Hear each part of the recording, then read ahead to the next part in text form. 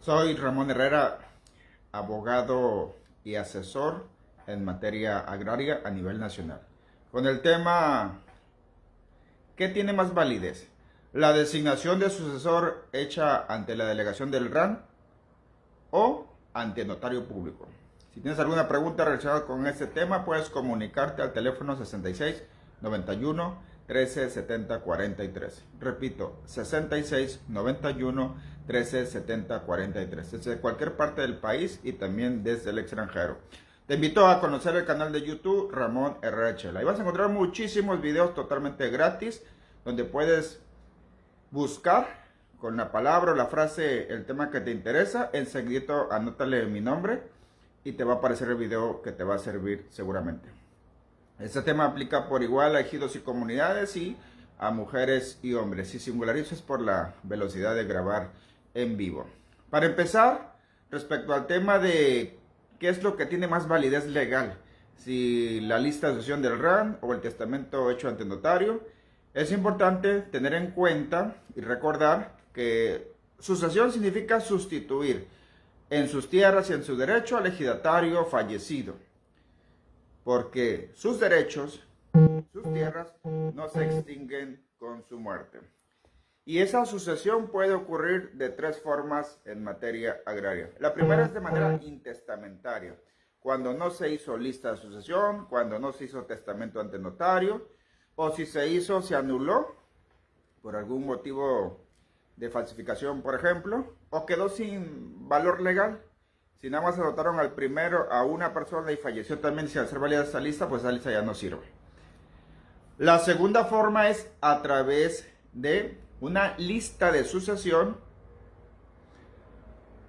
donde el ejidatario puede anotar a una, varias o muchas personas. Pero el primero que anote en el orden preferente, el que aparezca con el número 1, se va a quedar con todo. Del segundo lugar en adelante no le toca nada. La tercera opción es hacer un testamento público, abierto, donde también puede designar varios sucesores y funciona igual que la lista. Si así quedó especificado de que es una lista en orden de preferencia, el primero se queda con todo, del segundo en adelante no le toca nada. O si no señala un orden de preferencia y anota a dos a más personas, la única forma, ha dicho la Corte, de hacer válidos testamentos es que todos renuncien a favor de uno. Y si no se ponen de acuerdo en ese único convenio posible, el tribunal debe rematar, sacar a subasta las parcelas, los derechos, y del dinero que el postor pague, de ese va a repartir parejo para todos. Ojo, la lista de sucesión se puede hacer ante la delegación del RAN, o RAM, con M le llaman en algunas partes del país, o Registro Agrario Nacional. Es completamente gratis. Pero también la puedes ir a hacer ante un notario público, el que te quede más cercano, al que te recomienden, al que te cobre más barato, al que te dé confianza. Un notario público. Y no ocupas ir al RAN. O en su caso, si tú estás en el extranjero, no importa que sea en Estados Unidos y tu situación, tu estancia sea ilegal, aún así puedes ir al consulado mexicano y ahí el cónsul funciona también como un notario público. Puedes hacer tu lista de sucesión o tu testamento en relación a tus tierras y derechos ejidales. La lista de sucesión se basa en el artículo 17 de la Ley Agraria y en el reglamento interior del Registro Agrario Nacional.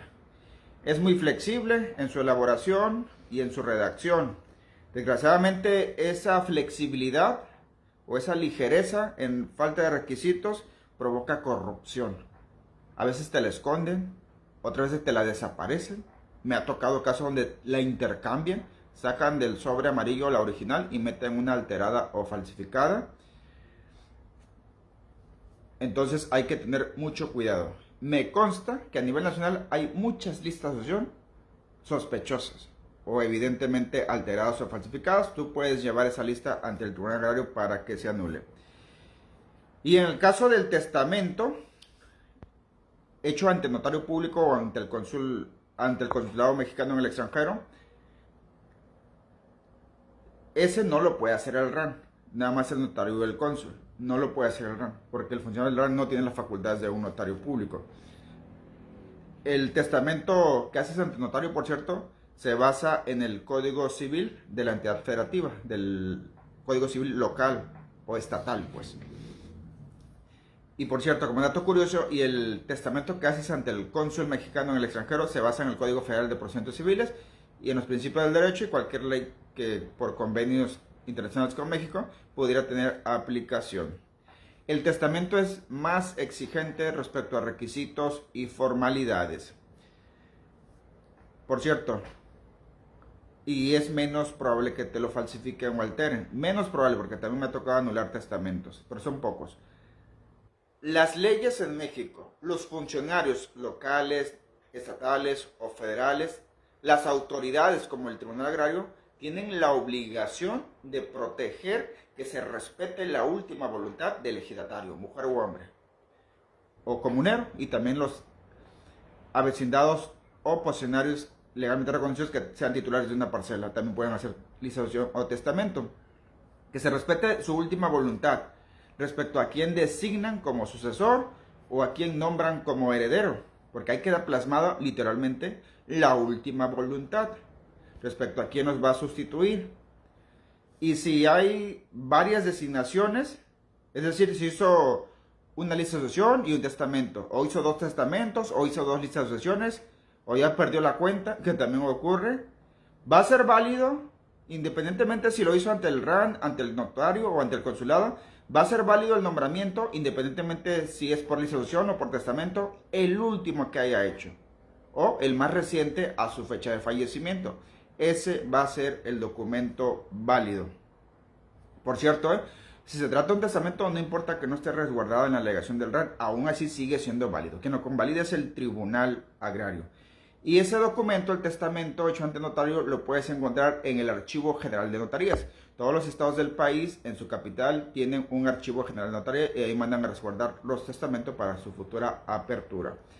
Y en su caso, si es reciente y lo hicieron en el extranjero, pues hay que ponerse en contacto con la Secretaría de Relaciones Exteriores o el consulado mexicano en el país donde está, para que él informe dónde está el testamento que se haya hecho en el extranjero. La única condición respecto al último nombramiento es de que se hayan reunido los requisitos de ley. Es la única condición que pone la ley. Por cierto, y la autoridad, a manera de advertencias y conclusiones, si te encuentras en una situación similar o tienes duda respecto a cuál va a ser el testamento válido, acude con un experto en la materia. A veces o muchas veces una mala asesoría hace que tomes malas decisiones y pierdes. Y lo peor del caso es que pagas tu dinero de honorarios para perder un caso que estaba para ganar o que tenías altas posibilidades de ganarlo.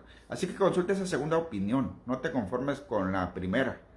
Busca la segunda opinión, quizás la segunda sea la correcta o te sirve para confirmar que la primera opinión sí es la correcta. Y de eso nunca te vas a arrepentir, de consultar la segunda opinión. Si tú, en lo personal, por cierto, este video también para ustedes, colegas, pueden llamar, esa línea también está abierta para ustedes. Si no te convence esa primera opinión, o sospechas que algo no cuadra, o que está equivocada, o que está incompleta, marca, comunícate con nosotros. Lo más importante, por cierto, de conocer el documento que contiene la última voluntad del ejidatario son los detalles. El diablo está en los detalles. Desde cómo está redactado, el origen pues del documento, dónde está resguardado, si ingresó al Archivo General de Notarías, si ingresó al RAN con las formalidades que exige la ley, que es aplicable, si el trámite no tiene nada sospechoso.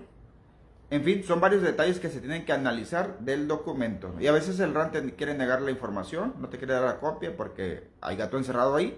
Entonces también somos especialistas de cómo obtener esa información. Y algo sumamente importante también, no hay plazo. Si transcurrieron 10 años, 20 años, 3 años, un mes, no importa. Tú tienes el derecho a que esa lista de la que sospechas, ese testamento del que sospechas, sea llevado ante la autoridad y sea pasado por ese filtro de la autoridad y que sea el tribunal quien tenga la última palabra respecto a ese nombramiento sospechoso, respecto a que si es el último. Por cierto, y si se anula el último testamento y existe una lista de sucesión que sea la penúltima, esa va a ser la válida, la penúltima. Y si no hay una lista de sucesión o no hay ningún otro testamento y se anuló el único que existía, nos vamos a la sucesión intestamentaria que te expliqué al inicio de este video. Así que aprovecha la tecnología y desde tu casa recibe la asesoría. Eso antes no era posible. Por llamada, videollamada, ahora ya es posible. Desde donde estés, en tu oficina, si eres abogado, en tu rancho, en tu pueblo, allá en la montaña, en la sierra, en el desierto, te puedes comunicar con nosotros. Que más vale asesorarse que lamentarse. Así las cosas, nos vemos pues en el siguiente video de la serie.